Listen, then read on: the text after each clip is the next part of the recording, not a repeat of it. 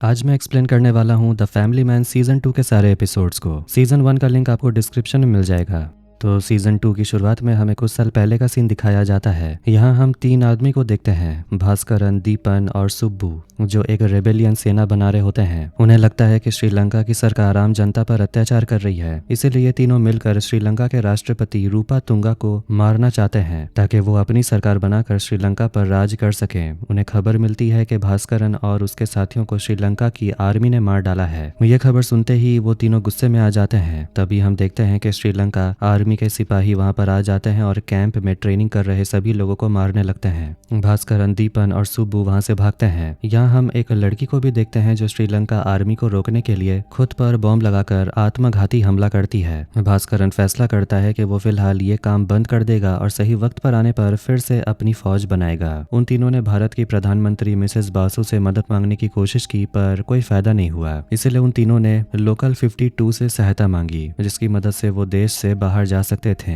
कहानी प्रेजेंट समय में आती है। श्रीकांत फिलहाल NIA की नौकरी छोड़ चुका है और अपने भाई की IT कंपनी ज्वाइन कर ली है, जिसमें उसे बहुत ज्यादा पैसे मिलते हैं और वो सही समय पर घर वापस आ भी जाता है। लेकिन उसका बॉस श्रीकांत को बिल्कुल भी पसंद नहीं करता। वो हर समय उसकी बुराई करते रहता है, जिसके चलते श्रीकांत ठीक से काम भी नहीं कर पाता और उसका मन हर समय अपने साथी JK के साथ में लगा रहता है, क्योंकि वो तो NIA में था। इधर न्यू दिल्ली में प्रधानमंत्री मिसेस बासु श्रीलंका के राष्ट्रपति रूपा तुंगा से बात करती है, क्योंकि उन्हें पता चला है कि नॉर्थ श्रीलंका पोर्ट कंस्ट्रक्शन की डील चाइनीज को दिए जाने की प्लानिंग बन रही है। मिसेस बासु बताती है कि ये पोर्ट इंडिया श्रीलंका के लिए बना कर देगा। इसके बदले में वो चाइनीज से ये डील कैंसिल करने को बोलती है। रूपा तुंगा बताता है कि वो एक ही शर्त पर यह डील देने को तैयार है, अगर सुब्बू को श्रीलंका आर्मी के हवाले कर दिया जाए, क्योंकि सुब्बू चेन्नई में छुपकर बैठा है। लेकिन मिसेस बासु बताती है कि सुब्बू का क्रिमिनल रिकॉर्ड बिल्कुल साफ है और उसे बिना कारण अरेस्ट करवाने पर चेन्नई में दंगा फसाद हो सकता है। रूपा तुंगा बताता है कि भास्करन, दीपन और सुब्बू मिलकर एक सरकार बनाने की कोशिश कर रहे हैं, जिसे फ्रांस वालों ने मंजूरी भी दे दी है और ये सरकार लंदन में बैठकर चलाएंगे। और अगर ऐसा हो गया तो ये तीनों यूनाइटेड नेशन की मीटिंग में भी आना शुरू कर देंगे और ये देश के लिए अच्छा नहीं होगा।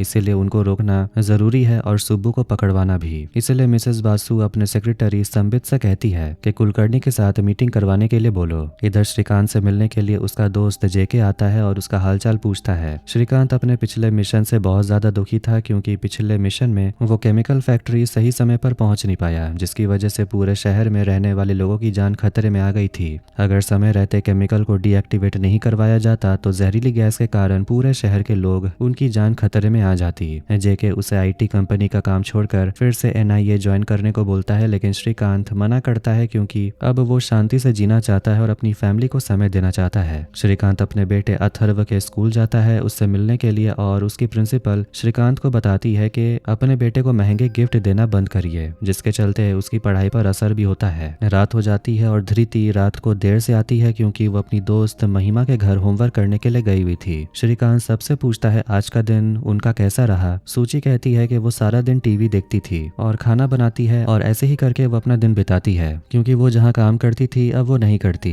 श्रीकांत को लग रहा है कि सूची अब भी उससे नाराज है, लेकिन सूची बताती है कि वो कुछ दिनों से एक काउंसलर से मिलने जाती है और श्रीकांत को भी वहां चलने को बोलती है, क्योंकि उन दोनों के बीच कुछ भी अच्छा नहीं चल रहा और वो दोनों हर वक्त झगड़ते रहते हैं। इसलिए अपने रिश्ते को ठीक करने के लिए वो दोनों काउंसलर के पास जाने का फैसला करते हैं। श्रीकांत बहुत टेंशन में आ जाता है और सिगरेट पीने के लिए अपने घर की छत पर चला जाता है। फिर उसे वहां अपने पिछले मिशन के बारे में याद आता है, जहां हमने देखा कि मूसा मर चुका था लेकिन साजिद भाग चुका था। श्रीकांत को लग रहा था कि उसने मिशन पूरा कर दिया, लेकिन उसे पता नहीं था कि मिलिंद और जोया अभी भी फैक्ट्री के अंदर थे और उन पर हमला हो रहा था। मिलिंद घायल हो चुका था, लेकिन फिर भी वो जोया की जान बचा लेता है। जोया मास्क पहनकर मिलिंद को लेकर वहां से भागती है, पर भागते भागते जोया भी बेहोश हो जाती है। श्रीकांत पुनीत से मिलिंद का नंबर ट्रैक करने के लिए बोलता है और पता चलता है कि मिलिंद का लोकेशन फैक्ट्री में दिखाया जा रहा है। श्रीकांत समझ जाता है कि मिलिंद और जोया दोनों अभी भी फैक्ट्री में ही हैं। इसके बाद श्रीकांत JK की मदद से टीम बुलाता है और दोनों फैक्ट्री में जाते हैं। फैक्ट्री पहुंचने के बाद सभी देखते हैं कि केमिकल गैस निकल रही है। उसे तुरंत बंद कर दिया जाता है, जिसके चलते ज्यादा नुकसान नहीं होता। NIA की तरफ से यह मिशन फेल हो गया था और यह खबर पूरे देश में फैल जाती है। पर कुलकर्णी केमिकल फैक्ट्री के CEO मिस्टर आहूजा को बुलाते हैं और बताते हैं कि यह मिशन फेल नहीं हुआ, बल्कि फैक्ट्री में मशीन खराब होने के कारण गैस लीक हुई थी। आहूजा कहता है कि इससे फैक्ट्री का नाम बदनाम हो जाएगा, पर कुलकर्णी अपने आप को बचाने के लिए कुछ भी कर सकता है। इसलिए वो आहूजा से से कहता है कंपनी की मशीन खराब होने के कारण गैस लीक हुई। आहूजा ना चाहते हुए भी ऐसा करने के लिए राजी होता है क्योंकि नेशनल सिक्योरिटी का मामला जो है, पर श्रीकांत ये सब देखकर नाराज था क्योंकि ये सब जानबूझकर किया जा रहा था और यही सब देखकर श्रीकांत नौकरी छोड़ देता है। इधर प्रेजेंट में कुलकर्णी मिसेस बासु से मिलने के लिए आता है। संबित बताता है कि श्रीलंका के राष्ट्रपति चाहते हैं कि सुब्बू को उनके हवाले कर दिया जाए, लेकिन कुलकर्णी बताता है कि Subbu Lankan Tamil government in exile का विदेश मंत्री है और उसे इस तरह से अरेस्ट करवाना सही नहीं है और उसके नाम पर कोई क्रिमिनल रिकॉर्ड भी नहीं है। फिर भी बासु सुब्बू को श्रीलंका के हवाले करने को बोलती है क्योंकि अगर सुब्बू को हवाले नहीं किया गया तो नॉर्थ श्रीलंका पोर्ट कंस्ट्रक्शन की डील श्रीलंका चाइनीज को दे देगा। इसके बाद हम श्रीकांत और जेके को देखते हैं जो मिलिंद से मिलने के लिए जाते हैं। मिलिंद भी काम पर आना बंद कर दिया था। उसे वापस काम पर आने के लिए कहा जाता है लेकिन मिलिंद मना कर देता है क्योंकि उसे लगता है कि उसी के वजह से गैस लीक हुई थी, लेकिन श्रीकांत बताता है कि उसकी कोई गलती नहीं थी और अगर वो लोग टाइम पर नहीं पहुंचते तो पूरा शहर बर्बाद हो जाता।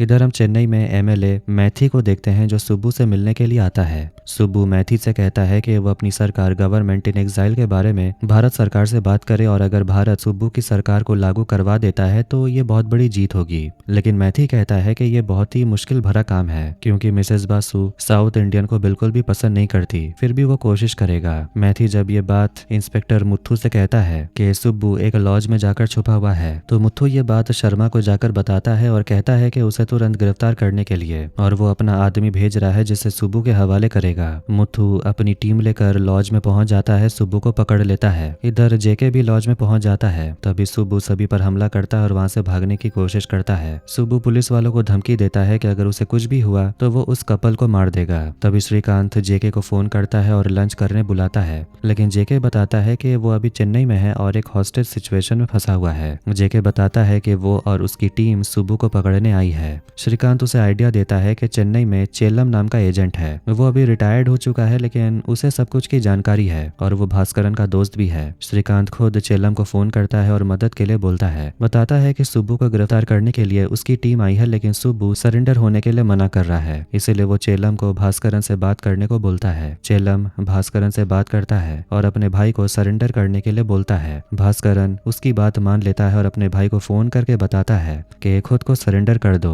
सुब्बू अपने भाई की बात मान लेता है। ये खबर न्यूज में दिखती है कि सुब्बू जो कि भास्करन का भाई है उसे अरेस्ट कर लिया गया है। इधर धृति अपने बॉयफ्रेंड कल्याण के साथ घूम रही होती है। कल्याण एक नंबर पर मैसेज करता है कि उसने धृति को उसके घर छोड़ दिया है और ये नंबर किसी और का नहीं बल्कि साजिद का था, यानी कि श्रीकांत को फंसाने के लिए साजिद एक नया प्लान बना रहा है।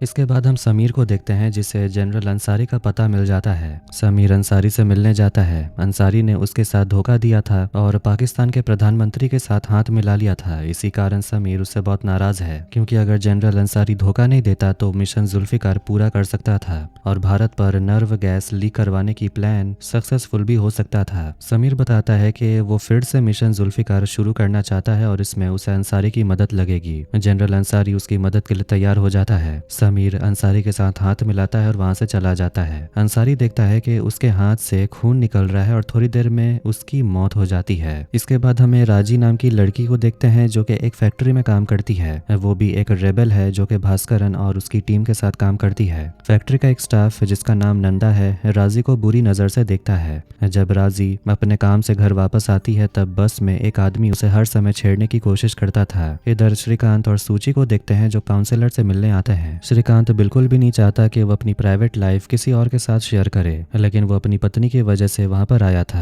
काउंसलर उन दोनों से बात करने की कोशिश करता है। आखिर में उन दोनों की इंटीमेट लाइफ के बारे में पूछता है। ये सुनकर श्रीकांत को काफी गुस्सा आता है। इधर लंदन में हम देखते हैं कि साजिद को खबर मिलती है कि जनरल अंसारी दिल का दौरा पड़ने पर मर चुका है। तभी उसे मिलने के लिए समीर आता है और उसे बताता है कि उसे फिर से मिशन पूरा करने का मौका मिल रहा है और ये आखिरी चांस वो साजिद को देता है। समीर साजिद को समझाता है कि इस बार कोई भी गलती नहीं होनी चाहिए और पूरा ध्यान मिशन पर होना चाहिए। साजिद को तुरंत इंडिया भेज दिया जाता है। इधर दीपन संबित को फोन करता है और उसे बताता है कि सुब्बू को छोड़ देने के लिए क्योंकि वो उनकी सरकार गवर्नमेंट इन एग्जाइल का विदेश मंत्री है। संबित ऐसा करने से मना करता है क्योंकि सुब्बू ने कुछ भारतीय अधिकारियों को मारा है। दीपन बताता है कि इंग्लैंड और फ्रांस दोनों उसकी सरकार को मान्यता देने के लिए सपोर्ट कर रहे हैं, इसलिए दीपन सुब्बू को वापस पार्टी ज्वाइन करने के लिए संबित को उसे रिहा करने के लिए बोलता है। लेकिन संबित कहता है कि वो इसके बारे में सोचेगा और इसके बीच में अगर उसकी पार्टी कोई गलत काम करती है तो सुब्बू के लिए अच्छा नहीं होगा।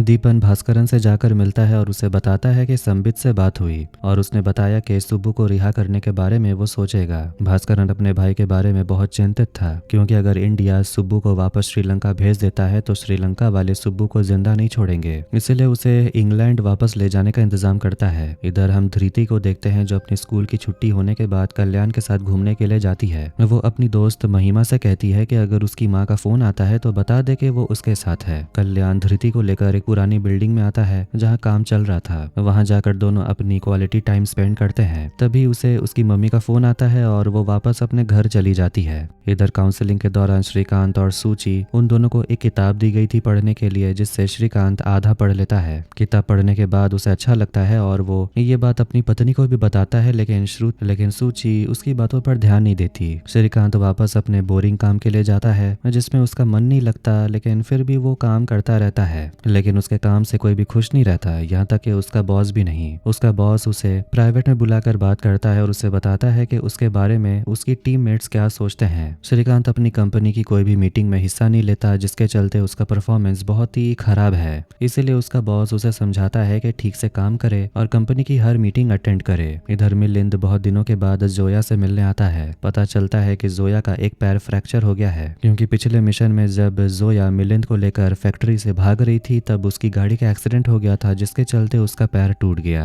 इसके बाद श्रीकांत कुलकर्णी से मिलने आता है और उसे अपनी दिल की बात कहता है कि पिछले मिशन में जो कुछ भी हुआ वो उसकी गलती थी। यहाँ तक कि करीम और उसके साथियों को बिना मतलब के मार दिया गया और उनकी फैमिली को आज तक पता नहीं चला कि उनका बेटा निर्दोष है। लेकिन कुलकर्णी बताता है कि ये नेशनल सिक्योरिटी का मामला है, यहाँ हर कोई गुनहगार है। इधर हम देखते हैं कि मुथु अपनी टीम के साथ सुब्बू को लेकर कोर्ट पहुंचता है, लेकिन वहां पर साजिद पहले से मौजूद था। उसने एक स्कूटर के अंदर बॉम्ब रखा हुआ था जिसे वो एक्टिवेट कर देता है। तभी वहां पर एक ब्लास्ट होता है जिसके कारण बहुत लोग घायल होते हैं और सुब्बू की भी मौत हो जाती है। ये खबर जब भास्करन को पता चलती है वो बहुत दुखी होता है, जिसके चलते वो अपनी सरकार को छोड़ देता है और सरकार का पूरा जिम्मा दीपन को देता है और अपनी सारी जिंदगी अकेले गुजारना चाहता है। इधर न्यूज में देखते हैं कि चेन्नई में जो ब्लास्ट हुआ जिसमें सुब्बू मर गया था, उसके चलते चेन्नई के लोग बहुत ज्यादा भड़क जाते हैं क्योंकि सुब्बू की सरकार सभी तमिल लोगों के हित के लिए बनाई गई थी और इसके पीछे सभी लोगों को लग रहा था कि प्रधानमंत्री मिसेस बासु का हाथ है क्योंकि वो तमिलियंस को पसंद नहीं करती। ये खबर सुनकर मिसेस बासु नाराज होती है क्योंकि उन्होंने तमिल लोगों के लिए बहुत काम किया है, लेकिन किसी ने उसकी तारीफ नहीं की। इसीलिए मिसेस बासु श्रीलंका के राष्ट्रपति रूपा तुंगा के साथ बायलैटरल मीटिंग करने के लिए कहती है जो कि चेन्नई में होगा। इसके बाद हम समीर को देखते हैं जो भास्करन से मिलने के लिए आता है। भास्करन बताता है कि सुब्बू की मौत के पीछे मिसेस बासु का हाथ है क्योंकि वो हमेशा तमिल लोगों को नापसंद करती है, इसलिए बदला लेना होगा। भास्करन अपने साथ ही सेल्वा को फोन करता है और भारत के खिलाफ एक जंग की तैयारी करने का ऐलान करता है। मिसेस बासु के चलते बहुत सारे तमिल लोगों को मुसीबत का सामना करना पड़ता है, जिसके कारण कोई भी तमिल मिसेस बासु को पसंद नहीं करता। इसीलिए उनके हित के लिए भास्करन अपनी सरकार बनाना चाहता है और मिसेस बासु से बदला लेना चाहता है, लेकिन सुब्बू के मौत के बाद ऐसा कुछ हो नहीं पाया। इसीलिए समीर जो खुद भारत से बदला लेना चाहता था वो भास्करन से हाथ मिला लेता है और अपना साथी साजिद को सिल्वा के पास भेज देता है ताकि सभी लोग मिलकर अपना मिशन पूरा कर पाएं। इसके बाद हम राजी को देखते हैं जो कि अपना काम करके बस से वापस घर जा रही थी। तभी वही आदमी बस में चढ़ जाता है और राजी के साथ जबरदस्ती करने की कोशिश करता है। राजी अपने स्टॉपेज पर उतरती है और उसके साथ वो आदमी भी नीचे उतरता है। वो उसका पीछा करता है पर राजी उस पर हमला करती है और उसे मार डालती है। जब वो घर पहुंचती है तब वो टीवी में खबर देखती है कि सुब्बू जो कि तमिल गवर्नमेंट इन एग्जाइल का विदेश मंत्री था, उसकी मौत हो गई है और उसका भाई भास्करन अपनी पार्टी छोड़ चुका है, जिसके चलते ये सरकार अब कितने दिन और चलेगी इसका कोई पता नहीं। ये सुनकर वो काफी दुखी होती है क्योंकि ये सरकार सभी तमिल लोगों की भलाई के लिए काम करती थी। तभी उसे सिल्वा का फोन आता है और उसे बताया जाता है कि एक जंग की तैयारी हो रही है जिसमें उसकी बहुत जरूरत है। राजी इसके लिए हाँ कर देती है क्योंकि वो पहले भी भास्करन के साथ उसकी आर्मी के लिए काम करती थी। फिर हमें कुछ साल पहले का सीन दिखाया जाता है जहां हम नॉर्थ श्रीलंका का सीन देखते हैं। यहाँ राजी भास्करन के चलाए जाने वाले आर्मी में काम करती थी और वो सभी श्रीलंका आर्मी को मार रही थी। वहां उन्हें बहुत सारे बॉम्ब भी मिलते हैं जो श्रीलंका आर्मी इस्तेमाल कर रही थी। उन सभी बॉम्ब को पॉइंट पेड्रो इलाके में जाकर दफनाने के लिए कहा जाता है ताकि जरूरत पड़ने पर उनका इस्तेमाल किया जा सके। इसके बाद प्रेजेंट में हम सूची को देखते हैं जिसका बर्थडे मनाया जा रहा होता है और घर के लोग काफी ज्यादा खुश थे। लेकिन अरविंद सूची को मैसेज करता है और उसे बर्थडे विश करता है। है। ये देखकर सूची बिल्कुल भी खुश नहीं थी। वो वापस से अपने काउंसलर के पास मिलने के लिए जाती है और उसे सारी बात बताती है। काउंसलर उसे सुझाव देता है कि सब कुछ भूल जाने के लिए और आगे बढ़ने के लिए। यहाँ हमें लगता है कि सूची कुछ तो छुपा रही है जो उसके और अरविंद के बीच हुआ था और इसके बारे में श्रीकांत को भी नहीं पता। लेकिन क्या सच है ये तो आगे जाकर पता चलेगा। इधर संबित कुलकर्णी से आकर मिलता है और उसे बताता है कि समीर ने भास्करन से मुलाकात की थी और इन दोनों का प्लान प्रधानमंत्री को मार देने का है। इसीलिए संबित कुलकर्णी से कहता है कि चेन्नई में जो भारत और श्रीलंका के बीच मीटिंग होने वाली है उसकी सिक्योरिटी बढ़ा देने के लिए। संबित मिसेस बासु से भी कहता है कि उनकी जान खतरे में है। भास्करन और समीर मिलकर उन्हें मारने की प्लानिंग कर रहे हैं। संबित जब तक ये मामला ठंडा नहीं हो जाता तब तक कोई भी मीटिंग ना करने के लिए मना करता है, लेकिन मिसेस बासु ऐसा करने से मना करती है क्योंकि अगर वो ऐसा करेगी तो पूरे वर्ल्ड में भारत का नाम खराब होगा। इसीलिए जिस तारीख में श्रीलंका के साथ मीटिंग फिक्स किया गया है उसी तारीख में मीटिंग होगी। इधर समीर साजिद को फोन करता है और अपने मिशन का सेकेंड फेज शुरू करने को बोलता है, लेकिन साजिद बताता है कि उसे मुंबई जाना है क्योंकि उसका एक अधूरा काम बाकी है। लेकिन समीर ऐसा करने से मना करता है और अपने मिशन पर फोकस करने को बोलता है। साजिद इसके बाद कल्याण को फोन करता है और पता चलता है कि कल्याण का असली नाम सलमान है। साजिद सलमान से कहता है कि लड़की के साथ रिश्ता तोड़ देने के लिए क्योंकि ये प्लान कैंसिल कर दिया गया है। दरअसल सलमान साजिद का आदमी है और साजिद ने कहा था धृति के साथ नजदीकी बनाए रखने के लिए ताकि जब मौका आए तो श्रीकांत से बदला ले पाए, लेकिन अब ऐसा नहीं हो पाएगा, इसीलिए धृति से रिश्ता तोड़ना होगा। इधर जेके श्रीकांत के ऑफिस में उसे मिलने के लिए आता है और उसे बताता है कि वो सुब्बू के बारे में इन्वेस्टिगेट करने के लिए चेन्नई जाने वाला है और श्रीकांत को भी चलने को बोलता है, पर वो मना कर देता है। तभी वहां पर श्रीकांत का बॉस आता है जिसे देखकर वो वापस अपने काम पर चला जाता है। इधर हम राजी को देखते हैं जो अपनी फैक्ट्री में काम करती है और वो अपने मालिक नंदा से आकर कहती है कि वो ये काम छोड़ देगी क्योंकि वो अपने गांव जाना चाहती है, लेकिन नंदा उसे समझाता है कि ये काम बार बार नहीं मिलता, लेकिन तुम अगर फिर से फैक्ट्री आना चाहो तो आ सकती हो। इधर श्रीकांत सूची का जन्मदिन मनाने के लिए उसे डिनर करवाने होटल ले जाता है। सूची बताती है कि वो फिर से अरविंद की कंपनी ज्वाइन करना चाहती है। ये सुनकर वो पूछता है कि तुम ज्वाइन करना चाहती हो तो छोड़ा ही क्यों था। ये सुनकर सूची भड़क जाती है क्योंकि उसे ऐसा लग रहा था कि अरविंद का नाम सुनकर श्रीकांत को अच्छा नहीं लगता, लेकिन श्रीकांत को अरविंद से कोई प्रॉब्लम था ही नहीं। सूची और ज्यादा गुस्सा हो जाती है और श्रीकांत से बिना वजह झगड़ा करने लगती है और दोनों बिना डिनर किए वापस घर आ जाते हैं। श्रीकांत पूरी कोशिश कर रहा था अपनी फैमिली को खुश रखने के लिए, लेकिन कुछ ऐसा हो जाता है जिसके चलते उसकी किसी से बनती ही नहीं। अगली सुबह श्रीकांत अपने ऑफिस आता है। उसका दिमाग खराब था। वो अपने बॉस से कह देता है कि उसे अकेला छोड़ने। ये देखकर उसका बॉस उसे मीटिंग रूम में बुलाता है और फिर से उसे समझाने बुझाने लगता है, लेकिन श्रीकांत का मूड खराब था और वो उसकी बकवास सुनने के बाद अपनी नौकरी छोड़ देता है। इसके बाद वो कुलकर्णी को फोन करता है और कहता है कि वो अपनी IT कंपनी का जॉब छोड़ चुका है। ये सुनकर कुलकर्णी उसे वापस NIA ज्वाइन करने को बोलता है। इधर फैक्ट्री में राजी जब वापस अपने काम से घर जा रही थी, उसका मैनेजर नंदा उसे अकेले में बात करने के लिए बुलाता है और उसे पूछता है क्या तुम इंडिया से बाहर की हो। राजी बताती है वो श्रीलंका की रहने वाली है। नंदा बताता है कि उसकी फैक्ट्री में बहुत सारे लोग रेफ्यूजी हैं और अगर कभी भी फैक्ट्री में पुलिस की चेकिंग आती है तो दिक्कत हो जाती है। नंदा राजी को पसंद करता है, इसीलिए उसकी फिक्र भी करता है और उसकी पत्नी इस शहर में नहीं है, इसलिए नंदा उसे अपने घर खाना खाने के लिए बुलाता है। इधर सूची अरविंद से मिलने के लिए आती है और उसे बताती है कि वो फिर से उसकी कंपनी ज्वाइन करना चाहती है। अरविंद तो खुश होता है। वो उससे कुछ बात करने की कोशिश करता है पर कह नहीं पाता। इधर रात के समय राजी नंदा से मिलने के लिए उसके घर आती है। नंदा उसके साथ सोना चाहता था क्योंकि उसकी बीवी उसके साथ नहीं थी। राजी को सपना आता है कि उसके साथ बहुत लोगों ने अत्याचार किया था और जब उसे होश आता है वो गुस्से में आकर नंदा को मार डालती है।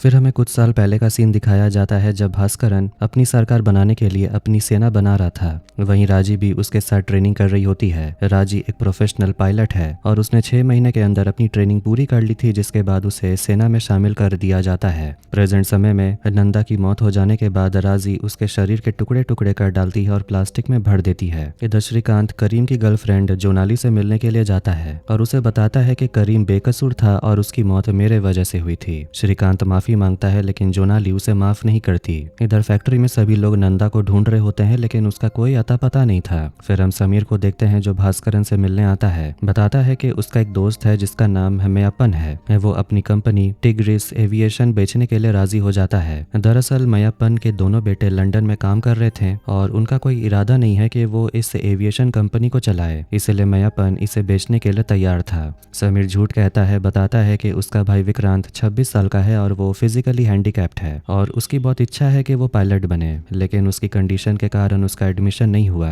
इसीलिए वो टाइग्रिस एविएशन खरीदने के लिए राजी था। लेकिन समीर का कुछ और ही प्लान है जो सिर्फ समीर और भास्करन जानते हैं। इधर राजी नंदा की कटी हुई बॉडी को लेकर नदी में फेंकने जाती है। श्रीकांत वापस एनआईए ज्वाइन करने के बाद चेन्नई के लिए रवाना होता है। फैक्ट्री में देखते हैं कि नंदा के गायब हो जाने के बाद पुलिस उसकी तहकीकात करने के लिए फैक्ट्री में आती है और पुलिस को देखकर राजी थोड़ा टेंशन में थी। पुलिस इंस्पेक्टर सभी से नंदा के बारे में पूछताछ करते हैं। इसके बाद श्रीकांत चेन्नई पहुंच जाता है और उसे देखकर उसके सभी टीममेट्स काफी खुश होते हैं। सूची भी अरविंद की कंपनी वापस ज्वाइन कर लेती है और वो बहुत ज्यादा खुश थी।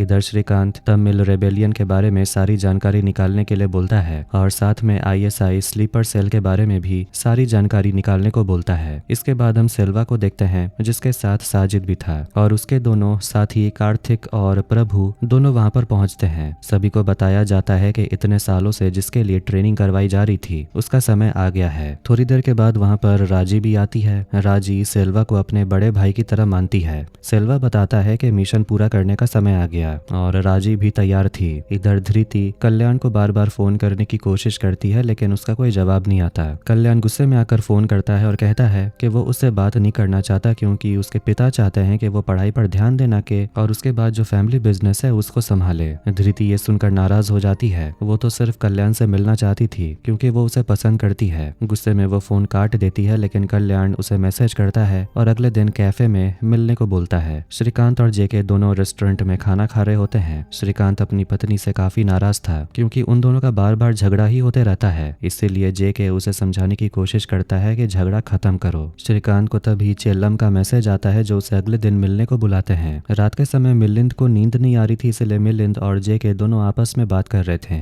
मिलिंद खुद से काफी ज्यादा नाराज था क्योंकि उसकी वजह से उसका पिछला मिशन कामयाब नहीं हुआ, लेकिन जेके समझाता है कि हमने वो मिशन जरूर हारा था पर हमने पूरी जंग जीत ली थी। इधर धृति कल्याण से मिलने के लिए कैफे आती है। वो बहुत ज्यादा नाराज थी और कहती है कि अगर वो बात नहीं करता तो वो उसे ब्रेकअप कर लेगी। कल्याण बताता है कि उसके पापा बहुत ज्यादा स्ट्रिक्ट हैं और हमेशा उसे पढ़ाई लिखाई करने को बोलते हैं और फोन ले लेते हैं। इसके बाद टाइग्रिस एविएशन की जगह को देखते हैं जहां पर साजिद और सेल्वा अपने आदमियों के साथ पहुंचते हैं और वहां एक प्लेन मिलता है जिसकी मदद से वो अपना मिशन पूरा करेंगे। इधर कल्याण धृति को लेकर अपने घर पहुंचता है। उसके घर में फिलहाल कोई नहीं है। तभी अचानक कल्याण यानी सलमान का भाई सैयद वहां पर पहुंचता है। धृति एक कमरे में छुप जाती है। सैयद को वहां पर बैग मिलता है जो कि धृति का था। वो सलमान से पूछता है यहाँ पर कौन आया था। तभी धृति बाहर निकल आती है और कल्याण बताता है कि वो उसकी दोस्त है। धृति चुपचाप अपना बैग लेकर वहां से चली जाती है। सैयद गुस्सा हो जाता है कि सलमान बिना बताए किसी को घर पर ले आया था, पर सलमान बताता है कि ये उसकी प्लानिंग का हिस्सा था। इधर श्रीकांत चेल्लम से मिलने जाता है और चेल्लम बताता है कि उसके पास जो न्यूज़पेपर है उसमें सभी रेबेलियन के सुरक्षित ठिकाने की लिस्ट है। श्रीकांत न्यूज़पेपर लेकर वहां से चला जाता है। इधर पुलिस इंस्पेक्टर फिर से नंदा की जांच करने के लिए फैक्ट्री आती है। फैक्ट्री का एक कर्मी बताता है कि नंदा राजी को पसंद करता था और उसके साथ समय भी बिताता था। इंस्पेक्टर राजी को मिलने के लिए बुलाते हैं लेकिन उस दिन वो काम पर नहीं आई थी।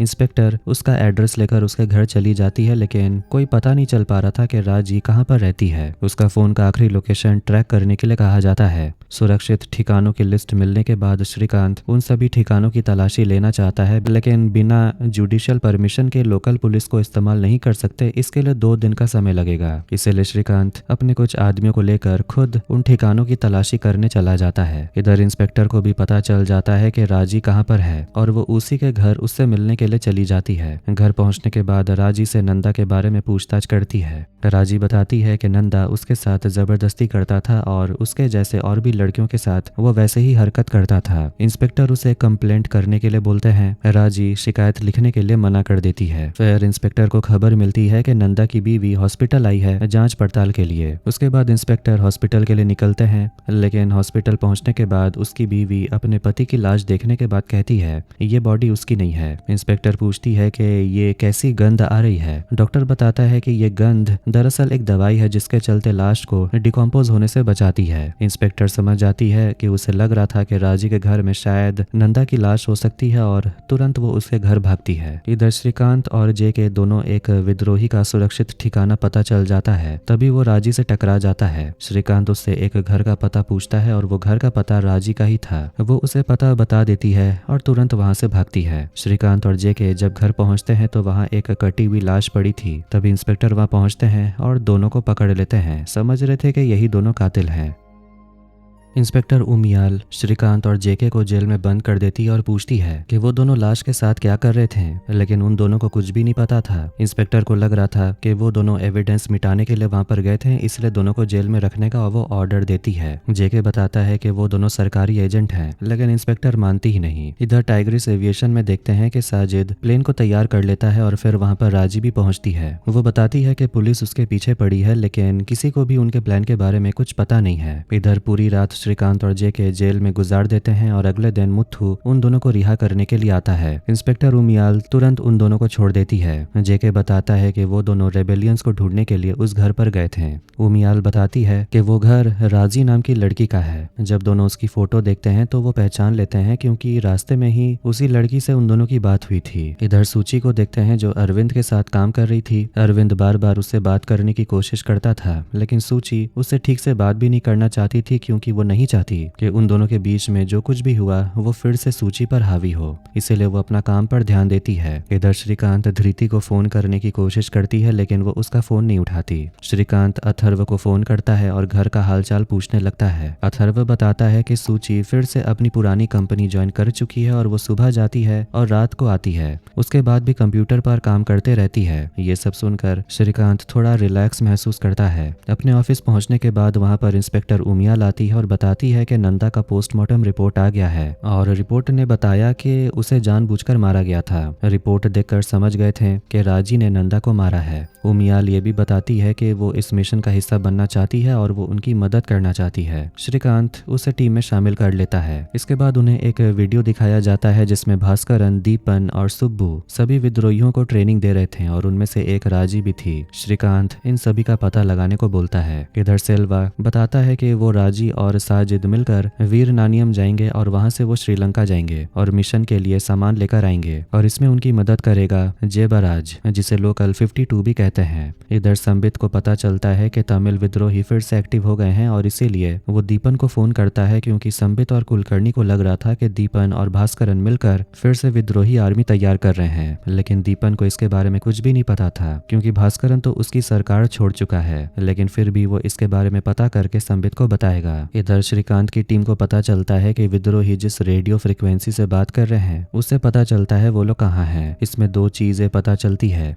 एक वीरनानियम और दूसरा लोकल 52, जहाँ ये लोग मिल सकते हैं और ये सभी लोग श्रीलंका तमिल में बातें कर रहे थे। श्रीकांत श्रीलंका की इंटेलिजेंस से पता करने को बोलता है कि लोकल 52 और वीरनानियम का मतलब क्या हो सकता है। इधर दीपन भास्करन से मिलने के लिए जाता है और बताता है कि फ्रेंच फॉरेन मिनिस्टर ने उनकी सरकार को मान्यता देने के लिए मंजूरी दे दी है। भास्करन इससे खुश होता है और दीपन उसे समझाता है कि इतने सालों की मेहनत करने के बाद आखिरकार उनके सरकार को मान्यता मिलने वाली है, तो इसके बीच कोई गलत काम मत करना। भास्करन कहता है कुछ भी नहीं होने वाला, क्योंकि अब वो रिटायर हो चुका है और उसका आखिरी भाई सुब्बू मर गया है। दीपन की आंखों में उसके भाई की मौत का बदला लेने का ख्वाब दिख गया था। वो समझ गया था कि वो अपने भाई की मौत का बदला लेने के लिए तैयारी कर रहा है। दीपन तुरंत संबित को बताता है कि भास्करन कुछ तो प्लानिंग कर रहा है और अलर्ट रहना। इधर निखिल अपने ऑफिस स्टाफ को खबर देता है कि उसकी नई प्रोजेक्ट को मंजूरी दे दी गई है और इसके प्रेजेंटेशन के लिए अगले हफ्ते लंदन जाना पड़ेगा। इसके लिए सूची और अरविंद को लंदन जाने को बोला जाता है।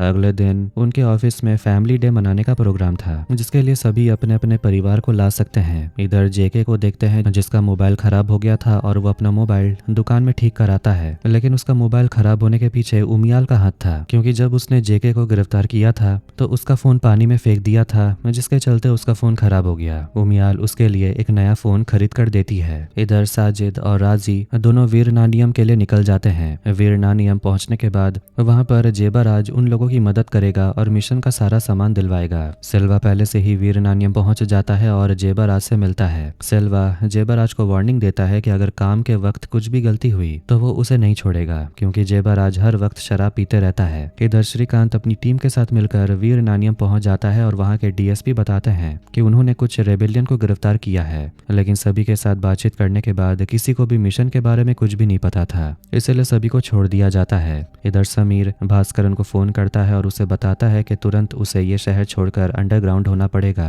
सूची अपने दोनों बच्चों से कहती है कि कल उसके ऑफिस में फैमिली डे मनाया जाएगा, इसके लिए सभी लोग अपने बच्चों को ला सकते हैं, लेकिन धृति जाने से मना करती है। इधर वीर नानियम पहुंचने के बाद सभी जेबराज से मिलते हैं, जो बताता है कि रात के 1:45 से लेकर 2:30 बजे के भीतर कोई भी चेकिंग नहीं होती और इसके बीच उन्हें पॉइंट पेड्रो पहुंचना होगा और अपना सारा सामान लेकर वापस आना होगा। राजी साजिद से कहती है कि बहुत साल पहले जब मिसेस बासु इंडिया की प्रधानमंत्री नहीं थी, तब वो और रूपा तुंगा मिलकर श्रीलंका तमिल्स को मार देना चाहते थे। रूपा तुंगा यही चाहता था। राजी के साथ एक लड़की काम करती थी जिसे रूपा तुंगा और उसकी आर्मी ने मिलकर मार डाला था, इसलिए राजी को उन दोनों से पर्सनली दुश्मन थी, इसलिए राजी सभी को मार देना चाहती थी। उसके बाद वो लोग सभी पॉइंट पेड्रो पहुंच जाते हैं अपना सामान लेने के लिए। इधर भास्करन को गिरफ्तार करने के लिए कुछ लोग आते हैं, लेकिन वो लोग देखते हैं कि घर के अंदर कोई भी नहीं था। राजी और उनके सभी साथियों को उनके मिशन का सामान मिल जाता है और ये और कुछ नहीं बल्कि बॉम्ब था जो राजी अपने साथ ले जाना चाहती थी।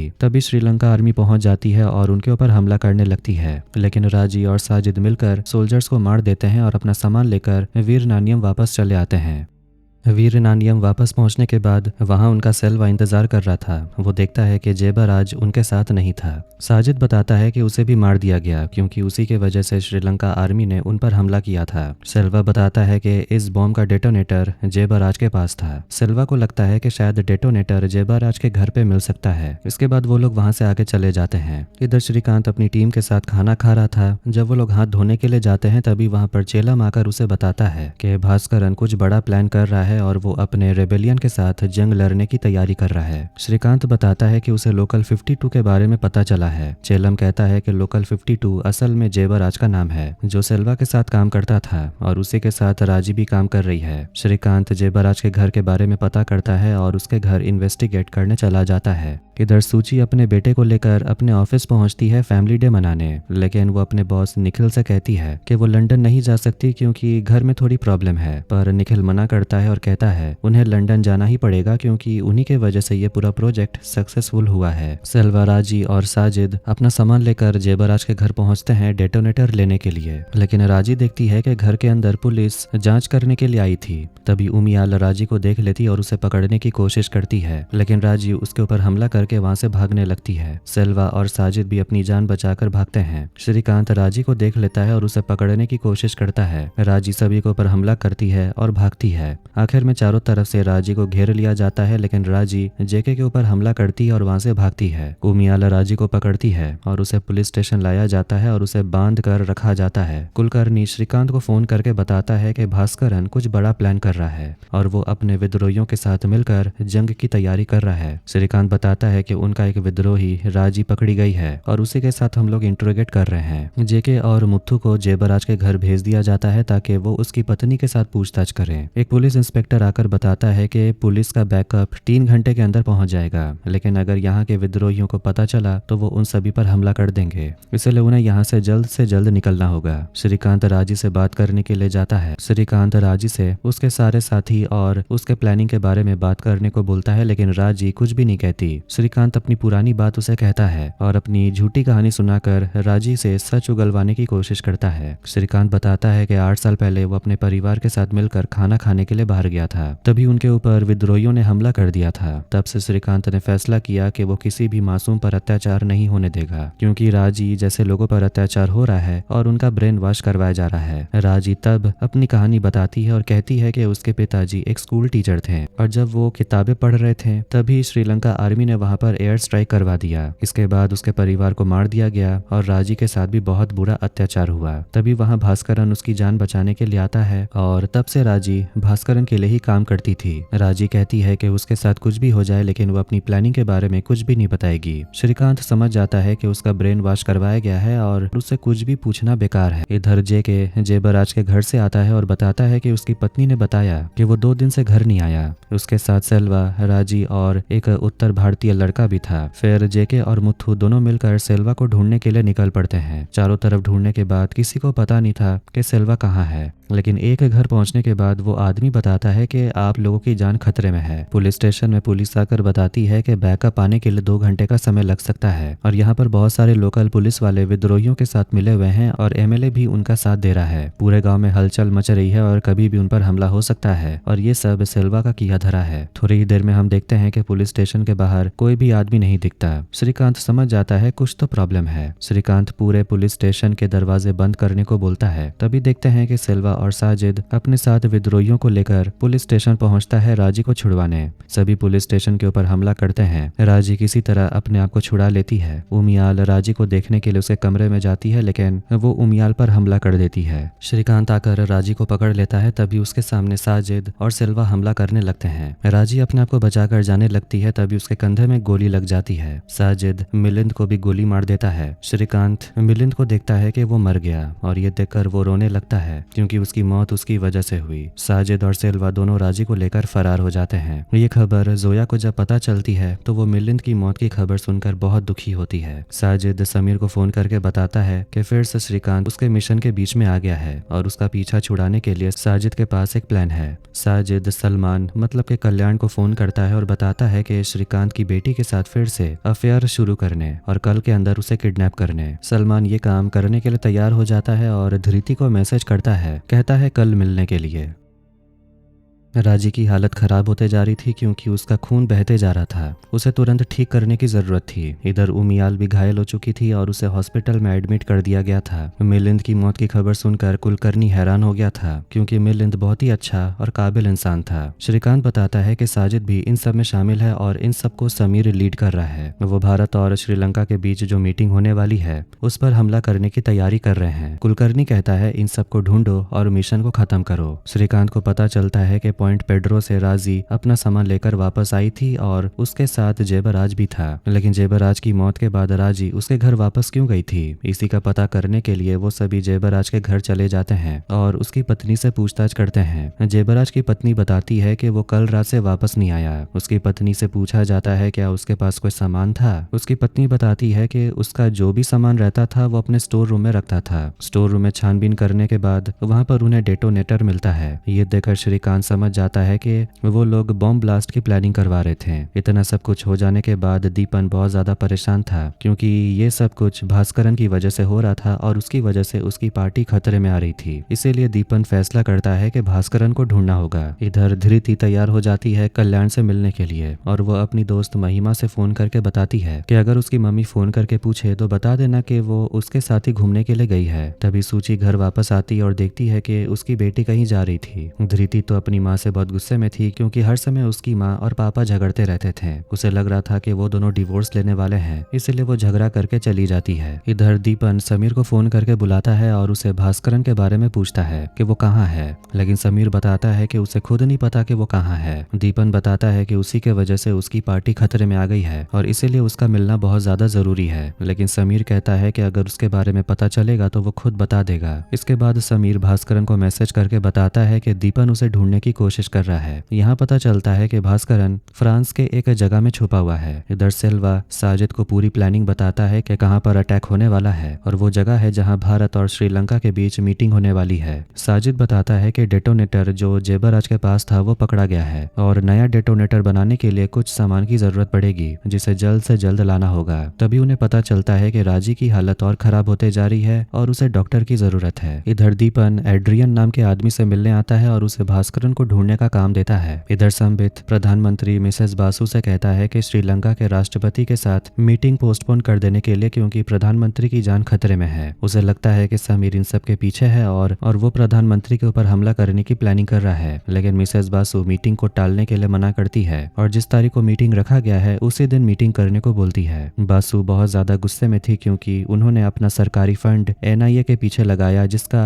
मेन काम था देश की सुरक्षा की जिम्मेदारी लेना, जो ठीक से वो लोग कर नहीं पा रहे हैं। इसीलिए मिसेस बासु फैसला करती है कि वो मीटिंग उसी तारीख को करेगी जिस दिन ये मीटिंग रखा गया है। इधर डॉक्टर आ जाता है राजी का इलाज करने। डॉक्टर अपनी जान की भीख मांगता है कि उसे जिंदा छोड़ देने। इस बारे में वो किसी को बताएगा नहीं। सिल्वा डॉक्टर को यकीन दिलाता है कि उसे कुछ भी नहीं होगा और राजी का इलाज करने को बोलता है। इधर सूची वापस से काउंसलर के पास जाती है। काउंसलर उसे बताता है कि तुम्हारे और अरविंद के बीच जो कुछ भी हुआ, अगर ये बात श्रीकांत को पता चला तो वो तो तुमसे रिश्ता तोड़ देगा। ये सुनकर सूची बहुत ज्यादा घबराने लगती है। इधर धृति कल्याण के साथ मूवी देखने के लिए आती है। मूवी देखने के बाद कल्याण कहता है कि उसके घर में उसके मम्मी पापा नहीं है और धृति को उसके साथ चलने को बोलता है। पर धृति को उसकी माँ का फोन आता है और घर आने को वो बोलती है, लेकिन धृति बताती है कि वो महिमा के घर में होमवर्क कर रही है और उसे आने में देरी होगी। इसीलिए धृति कल्याण के साथ उसके घर चली जाती है और उसके पीछे पीछे सैयद भी आने लगता है। इधर सेल्वा अपने साथ प्रभु और कार्तिक से कहता है नजर रखने। साजिद राजी का देखभाल करता है और उसकी हालत ठीक भी हो जाती है। साजिद बताता है कि उसका काम खत्म हो गया और कल बहुत बड़ा दिन है राजी के लिए, क्योंकि राजी प्लेन उड़ाकर उसमें बॉम्ब रखकर वहां जाएगी जहां पर भारत और श्रीलंका की मीटिंग होने वाली है और अपने मिशन को पूरा करेगी। इधर सूची धृति को फोन करने की कोशिश करती है लेकिन उसका फोन नहीं लग रहा था, इसीलिए वो महिमा को फोन करती है। महिमा बताती है कि वो कुछ देर पहले यहाँ से निकली है। फिर महिमा धृति को फोन करने की कोशिश करती है लेकिन उसका फोन नहीं लग रहा था। थोड़ी देर के बाद सूची फिर से महिमा को फोन करती है और धृति के बारे में पूछती है। तब महिमा सच बताती है कि धृति उसके साथ नहीं है, बल्कि वो तो अपने बॉयफ्रेंड के साथ मूवी देखने गई है। सूची को यकीन नहीं हो रहा था कि उसकी बेटी का बॉयफ्रेंड है। महिमा कल्याण कहाँ रहता है ये भी नहीं जानती, पर वो ये बता देती है कि वो लड़का उनके स्कूल में पढ़ता नहीं है। सूची ये बात श्रीकांत को बताने की कोशिश करती है लेकिन श्रीकांत उसका फोन नहीं उठाता। सूची अरविंद से कहती है श्रीकांत को फोन करने के लिए। अरविंद श्रीकांत को फोन करता है जिसके बाद वो सूची से बात करता है। सूची बताती है कि उसकी बेटी अभी तक घर वापस नहीं आई और उसकी दोस्त महिमा बता रही है कि वो किसी बॉयफ्रेंड के साथ बाहर गई है। ये सुनकर श्रीकांत काफी ज्यादा टेंशन में आ जाता है। वो अपनी बेटी का फोन ट्रैक करने की कोशिश करता है। पता करने पर पता चलता है कि उसकी बेटी का आखिरी लोकेशन लोकल ट्रेन में मिला था और उसके बाद वो गायब हो गई। श्रीकांत समझ गया था कि उसकी बेटी किडनैप हो गई है। वो तुरंत मुंबई जाने का फैसला करता है। इधर कल्याण यानी कि सलमान को देखते हैं जो धृति को किडनैप करके रखा था। जब धृति को होश आता है वो मदद के लिए चिल्लाने लगती है। कल्याण उसके लिए खाना लेकर आता है और उसे बताता है कि ये सब उसके पापा श्रीकांत की वजह से हो रहा है, क्योंकि उसके पापा NIA में काम करते हैं और बहुत सारे मुसलमानों को मार रहे हैं। लेकिन धृति बताती है कि उसके पापा तो IT कंपनी में काम करते हैं। कल्याण उसे बांधकर कमरे से बाहर चला जाता है। इधर श्रीकांत मुंबई वापस पहुंचता है और घर वापस आकर सूची को देखता है जो कि रो रो कर उसका तो बुरा हाल हो गया था। इधर जेके और मुथ्थू दोनों राजी के बारे में स्टडी करते हैं और उन्हें पता चलता है कि राजी एक पायलट है। उन्हें लग रहा था कि राजी प्लेन के द्वारा प्रधानमंत्री पर हमला कर सकती है, इसीलिए उन्होंने आसपास में जितने भी एयरपोर्ट और प्राइवेट एयरक्राफ्ट लैंड थे सभी का डिटेल निकालने को बोलते हैं। इधर श्रीकांत धृति के स्कूल चला जाता है बाकी स्टूडेंट से पूछताछ करने, लेकिन किसी को भी धृति और उसके बॉयफ्रेंड के बारे में कुछ भी नहीं पता था। लेकिन महिमा बताती है कि धृति का एक बॉयफ्रेंड है कल्याण नाम का, जो उनके स्कूल में भी नहीं पढ़ता और उनसे काफी बड़ा भी है और धृति उसे सोशल मीडिया पर मिली थी। ये जानकर श्रीकांत को यकीन हो गया था कि उसकी बेटी किडनैप हो गई है। वो तुरंत सोशल मीडिया में कल्याण के बारे में सर्च करता है लेकिन उसके नाम का कोई भी प्रोफाइल नहीं मिलता। इधर मुथ्थू सारे एयरपोर्ट और प्राइवेट एयरक्राफ्ट लैंड का डिटेल निकालने के बाद उन्हें बहुत सारे स्टूडेंट का नाम मिला जहाँ एविएशन की पढ़ाई की गई थी। वो सभी student Chennai airport flying club से पास किए थे, लेकिन उनके पास राजी नाम का कोई भी स्टूडेंट नहीं था। उनका एक स्टाफ बताता है कि बैंगलोर हाईवे के पास एक प्राइवेट एविएशन कंपनी है टाइग्रिस एविएशन, जो कि बंद पड़ी हुई है, वहां जाकर एक बार पता करिए। मुथ्थू और जेके बिना वारंट लिए टाइग्रिस एविएशन चले जाते हैं। वहीं पर राजी, सेल्वा और बाकी आदमी भी थे। टाइग्रिस पहुंचने के बाद प्रभु बताता है कि यहाँ पर कोई भी नहीं है और ये कंपनी बंद हो गई है, लेकिन फिर भी वो लोग वहाँ पर तलाशी लेते हैं, लेकिन बिना वारंट के ये लोग तलाशी नहीं कर सकते, इसीलिए वो अपनी आदमी को मैजिस्ट्रेट के पास भेज देता है वारंट लाने। और जितनी देर तक वारंट नहीं आता तब तक मुथ्थू और जेके यहीं पर रहेंगे। इधर श्रीकांत मॉल के CCTV फुटेज चेक करने के लिए आता है और वहाँ पर उसे अपनी बेटी धृति कल्याण के साथ दिख जाती है। कल्याण जब गाड़ी लेने के लिए आ रहा था तब उसका भाई सैयद भी उसके साथ था और ये देखकर श्रीकांत घबराने लगता है। इधर सलमान और सैयद दोनों धृति को पीटने लगते हैं और उसका वीडियो बनाते हैं। ये वीडियो बनाकर श्रीकांत को भेज देते हैं और ये वीडियो देखकर श्रीकांत डर गया था। था। मुथु एविएशन वालों से बात कर रहा था और उनसे बात करने का तरीका उसे ठीक नहीं लगा। मुथु जेके को बताता है कि ये लोग श्रीलंकन तमिल में बात कर रहे हैं जो कि इंडियन तमिल से अलग है। इधर साजिद श्रीकांत को फोन करता है और उसे बताता है कि वो उसके मिशन के बीच में नहीं आए और उसके बाद वो उसकी बेटी को छोड़ देगा। श्रीकांत अपनी बेटी से बात करना चाहता है लेकिन साजिद मना कर देता है और रात 8 बजे फोन का इंतजार करने को बोलता है। इधर टाइग्रिस एविएशन में तलाशी वारंट लाने के लिए रात हो जाती है लेकिन अभी तक वारंट आया नहीं था। मुथु कार्तिक के साथ बात करने की कोशिश करता है और जेके चालाकी से गोडाउन के पास पहुंच जाता है जहां देखता है कि गोडाउन के अंदर बहुत सारा बॉम्ब रखा हुआ था। जेके ये बात मुथु को बताने के लिए आता है। तभी राजी और सिल्वा दोनों उन पर गोली चलाकर हमला करते हैं। दोनों जान बचाकर झाड़ियों के पास पहुंचते हैं। जेके मुथु से कहता है कि चुपचाप यहाँ से भाग जाने के लिए और मदद बुलाने के लिए। मुथु अपनी जान बचाकर भागता है लेकिन जैसे ही जेके वहां से भागने की कोशिश करता है राजी उसके पैर में गोली मार देती है मगर फिर भी किसी तरह वो बाउंड्री पार करके भाग जाता है। इधर रात के 8 बजे श्रीकांत को फोन आता है और वो अपनी बेटी से बात करता है। श्रीकांत धृति को बताता है कि वो उसे बचा लेगा। श्रीकांत कल्याण से कहता है कि अगर तुम धृति से सच्चा प्यार करते हो तो तुम उसे कुछ भी नहीं होने दोगे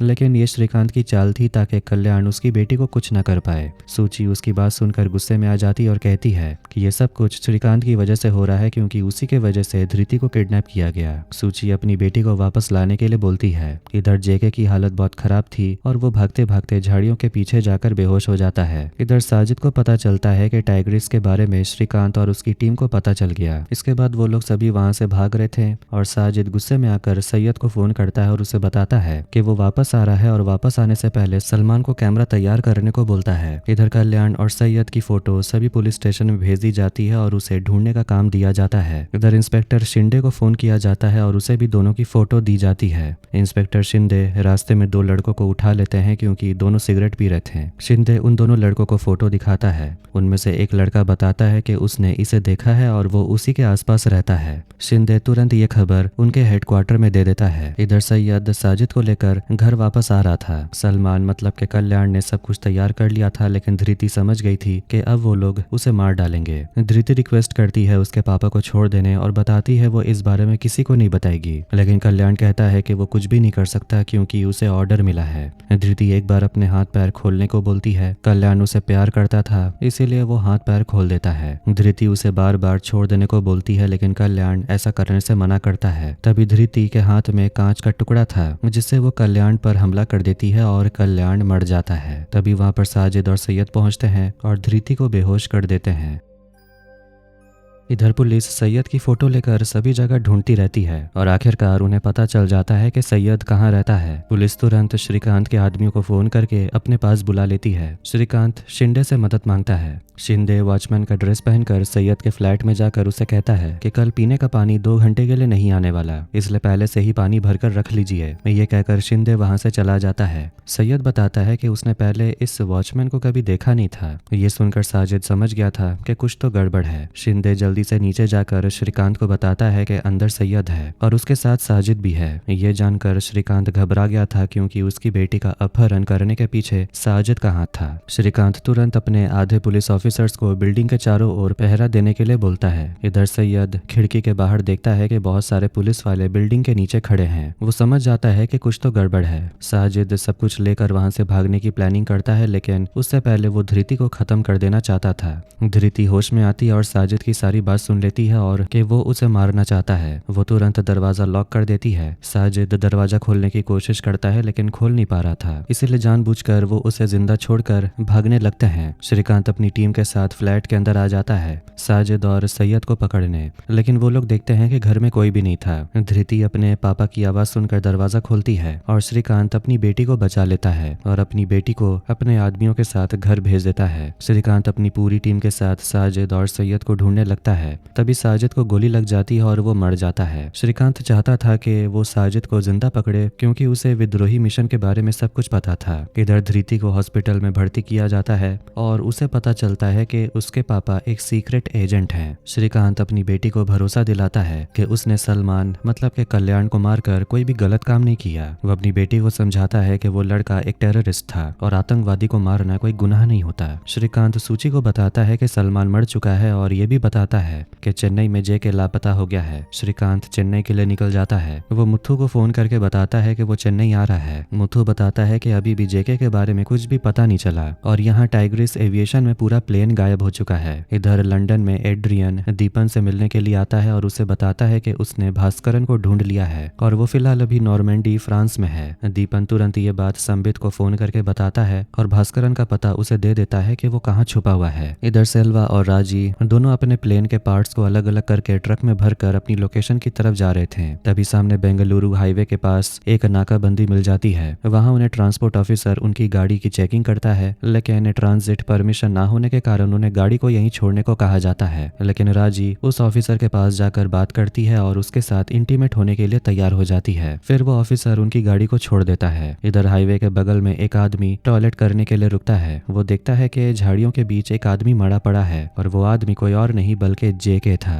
जो आदमी टॉयलेट करने के लिए आया था वो जेके का मोबाइल चोरी कर लेता है और उसका मोबाइल ऑन कर लेता है। इधर सिल्वा अपनी गाड़ी छुड़ाकर जब आ रहा था वो भास्करन को फोन करता है। भास्करन उसे बताता है कुछ तो गड़बड़ होने वाला है, इसीलिए वो अपने प्लेन को कीचा फार्म चले जाने के लिए कहता है, जहां उसका आदमी उसका इंतजार कर रहा है और वहीं पर वो अपना प्लेन असेंबल कर सकता है और उसके पास ही रनवे है जहां से वो प्लेन को टेक ऑफ भी कर सकते हैं और अपने मिशन को पूरा कर सकते हैं। इसीलिए सेल्वा अपनी गाड़ी को लेकर कीचा फार्म की तरफ जाने लगता है। इधर जेके का फोन जैसे ही ऑन होता है उसका सिग्नल पुनीत को पता चल जाता है। श्रीकांत अपनी पूरी टीम को जेके के फोन द्वारा बताए गए सिग्नल के पास जाने के लिए बोलता है। वहां जाकर पुलिस वाले उसी आदमी को पकड़ते हैं जिसने जेके का फोन चोरी किया। उसे पकड़ने के बाद वो आदमी उसी जगह उन्हें लेकर जाता है जहां ये मोबाइल उसने चोरी किया था। वहां जेके की लाश पड़ी हुई थी, लेकिन डॉक्टर से पता चलता है कि जेके अभी भी जिंदा है। उसे तुरंत हॉस्पिटल ले जाया जाता है। श्रीकांत को जब ये पता चलती है तो वो राहत की सांस लेता है। सिल्वा और राजी कीचा फार्म पहुंच जाते हैं और वहां जाकर अपने प्लेन को असेंबल करने लगते हैं। इधर श्रीकांत जेके से मिलने के लिए हॉस्पिटल चला जाता है और उसका हाल चाल पूछता है। सिल्वा राजी को जल्दी से खाना खाने को कहता है ताकि वो आराम कर सके, क्योंकि कल मिशन पूरा करने के लिए उन्हें निकलना होगा। सिल्वा कहता है कि वो राजी को बहुत याद करेगा क्योंकि उसके जैसा सैनिक उसने आज तक नहीं देखा। राजी साजिद के बारे में पूछती है कि क्या उसने अपना मिशन पूरा किया, लेकिन सिल्वा कहता है कि उसने अपना मिशन पूरा नहीं किया और वो मर गया। ये सुनकर राजी थोड़ा उदास होती है। उधर नॉर्मेंडी पुलिस को खबर दी जाती है कि भास्करन कहाँ छुपा हुआ है और उसे पकड़ने के लिए वो लोग चले जाते हैं। दीपन भी वहां पर पहुंच जाता है। दीपन भास्करन से उसके प्लान के बारे में पूछता है और राजी कहाँ पर है इसके बारे में पूछने लगता है। भास्करन बताता है कि उसे किसी भी प्लान के बारे में नहीं पता और राजी कहाँ है ये भी नहीं पता। दीपन समझ गया था कि भास्करन झूठ बोल रहा है। तभी भास्करन जहर खा लेता है और उसकी भी वहीं पर मौत हो जाती है। इधर अब वो दिन आ जाता है जब भारत और श्रीलंका के बीच मीटिंग होने वाली थी, लेकिन अभी भी उन्हें प्लेन के बारे में कुछ भी पता नहीं चला। भास्करन के साथ पूछताछ करने के दौरान उसने भी कुछ नहीं बताया और वो खुद मर गया। जब तक वो प्लेन नहीं मिल जाता तब तक प्रधानमंत्री मिसेस बासु और श्रीलंका के राष्ट्रपति रूपातुंगा की जान खतरे में है। इसलिए कुलकर्णी श्रीकांत को जल्द से जल्द उस प्लेन को ढूंढने के लिए बोलता है। संबित प्रधानमंत्री को आकर बताता है कि श्रीलंका के राष्ट्रपति एयरपोर्ट आ चुके हैं और वो जल्द से जल्द होटल में पहुंचने वाले हैं। इधर मुथु को पता चलता है कि राजी और सेल्वा दोनों अपने प्लेन के पुर्जे पुर्जे करके एक जगह से दूसरी जगह ले जा रहे हैं, इसीलिए किसी को पता नहीं चल रहा कि वो प्लेन कहाँ पर है। इसलिए वो लोग तुरंत सारे नाकाबंदी में जाकर चेकिंग करने लगते हैं। श्रीकांत और मुथु